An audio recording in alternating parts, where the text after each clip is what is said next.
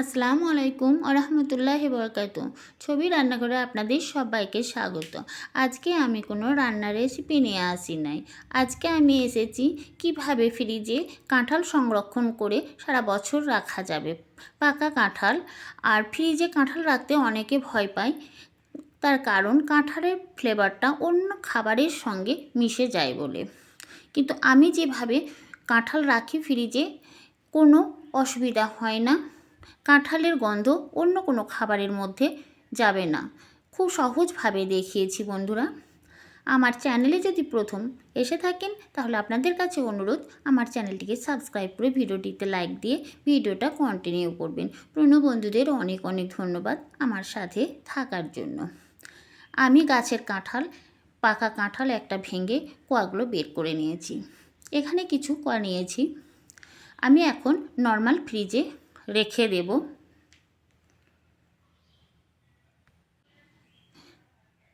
কিছু কাঁঠাল নর্মাল ফ্রিজে রেখে দেব। তার জন্য একটা প্লাস্টিকের জার নিয়েছি। এই জারের মধ্যে কিছু কাঁঠাল আমি ভরে দিচ্ছি। আর এটা নর্মাল ফ্রিজে ঠিক এইভাবে যদি কাঁঠাল রাখেন, অন্য কোনো খাবারের সঙ্গে কাঁঠালের গন্ধ পাবেন না। আমি এইভাবেই বাড়িতে কাঁঠাল ফ্রিজে রেখে দিই বন্ধুরা। এখন প্রায় বাড়িতেই ফ্রিজ আছে। আর ঠিক এইভাবে কাঁঠালটা সংরক্ষণ করে রাখবেন। আমি এখানে অল্প কাঁঠাল নিয়ে আপনাদের দেখাচ্ছি। আর এটাও আমি রেখেই দেব। এখন ঢাকনাটা ভালোভাবে লাগিয়ে নিয়েছি। এরকম প্লাস্টিকের জার সবার বাড়িতেই আছে। আর এখানে নিয়েছি প্লাস্টিকের এই ক্যারি ব্যাগ। সব দোকানেই পাওয়া যায়, সব কিছু মালের সাথেই আসে, তাই সহজেই সবার কাছেই পাওয়া থাকবে। এখন আমি এই জারটা ক্যারির মধ্যে ভরে একটা গিট কিংবা গার্ডার দিয়ে ভালোভাবে ক্যারির মুখটা বন্ধ করে দিতে হবে। যেহেতু ক্যারিটা বড়, তাই আমি এইভাবে গিট দিয়ে বন্ধ করে দিয়েছি। এর কোনো গন্ধ কোনো খাবারের সঙ্গে যাবে না বন্ধুরা। এটা আমি এখন নর্মাল ফ্রিজে ভরে রেখে দেব।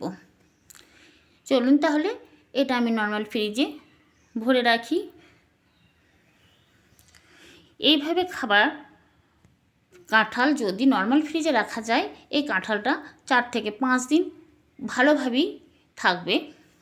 বাকি যে কাঁঠাল আছে, এই কাঁঠালগুলো আমি ডিপ ফ্রিজে রাখবো। তার জন্য একটা জার নিয়েছি।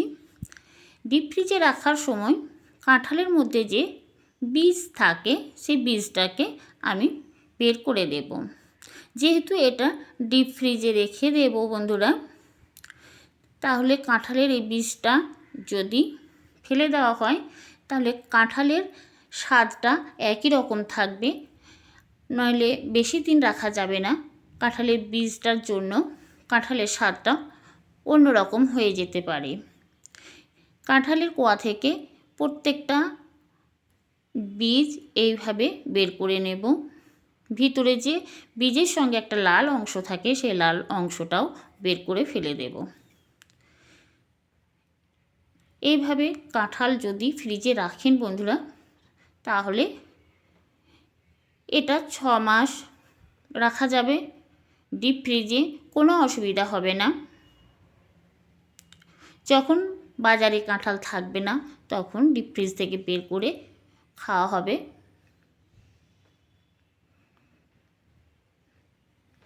এইভাবে আমি কাঁঠালের ভিতর থেকে বীজগুলো বের করে দেব। আমার এই রেসিপি বা আমার এই ভিডিও কেমন লাগছে অবশ্যই কমেন্ট করে জানাবেন বন্ধুরা। প্লিজ বন্ধুরা আমার সঙ্গে থাকবেন। আপনারা বাড়িতে এইভাবে বানিয়ে দেখবেন। এইভাবে কাঁঠালগুলো ফ্রিজে রেখে দেখবেন। ঠিক একইভাবে আমি একটা ক্যারি নিয়েছি, ওই ক্যারির মধ্যে এই জারটাও ভরে দেব। এই ক্যারিটা মুখ বন্ধ করে দেব। ক্যারির মুখটা বন্ধ করে দিলে কোনো কাঁঠালের গন্ধ বাইরে আসবে না বন্ধুরা। আর দেখুন বন্ধুরা, কিভাবে আমি এই জারটার মধ্যে ভরে দিয়েছি। এই প্লাস্টিকের জারের মধ্যে রেখে এখন এটা আমি ডিপ ফ্রিজে ভরে দেব। ডিপ ফ্রিজে আর একরকমভাবে কাঁঠাল রাখবো। আমি এখানে অন্য আর একটা কাঁঠাল ভেঙে সেই কাঁঠাল থেকে কিছু কোয়া নিয়েছি, একটা মিক্সে ব্লেন্ড করে নেব। মিক্সে কাঁঠালের কোয়াটা ব্লেন্ড করে নিয়ে চলে এসেছি। মিহি একদম পেস্ট হয়েছে, এর মধ্যে কোনো দানা বা শিরের মতো কোনো কিছুই নেই।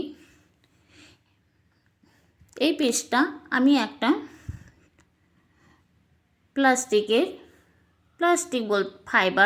ফাইবারের জারের মধ্যেই নিচ্ছি।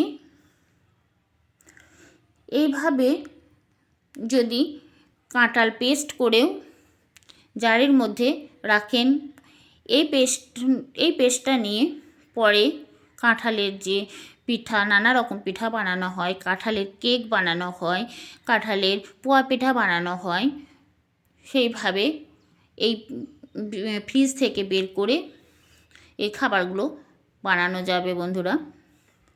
একবার এইভাবে ট্রাই করে দেখবেন। এখানে এই জারটার মধ্যে ভর্তি হয়ে গেছে। আমি ঢাকনাটা লাগিয়ে দেব। ঢাকনাটা লাগিয়ে এটাও আমি ডিপ ফ্রিজে রেখে দেব। কিছু বানাবো তখন বের করব। আমার এই ভিডিও কেমন লেগেছে অবশ্যই কমেন্ট করে জানাবেন। ভালো লাগলে লাইক কমেন্ট শেয়ার করবেন। আল্লাহ হাফেজ।